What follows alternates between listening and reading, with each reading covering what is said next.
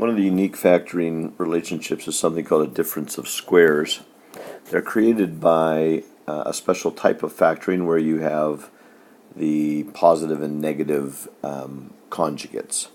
So again, I'm going to start by multiplying to make one, and then you'll see how we work backwards.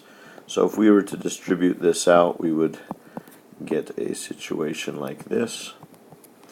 A unique thing happens is that the middle terms are exactly the same but opposites, and so it just simplifies not to a trinomial but to this binomial. And what's special about it is that they're perfect squares and the middle is always a difference. If I do the other one, I get 4x squared minus 2x plus 2x minus 1. Again, you'll notice those numbers knock each other out, and I get 4x squared minus 1. This is also a perfect square. 4 is a perfect square, x squared is a perfect square, 1 is a perfect square, and so we get this value.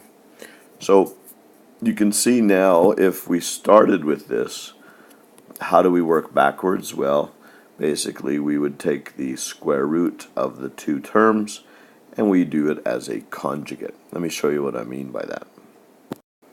Here are two examples for us here. Again, we would take the square roots of these, so this would be 4x minus 3 and 4x plus 3. It's really that simple. Over here, this would be x minus 7 and x plus 7. Difference of squares are easy to spot and easy to factor. That's the good thing about them. Again, if it looked something like this, we would then be able to, let's pick the number, let's say 36.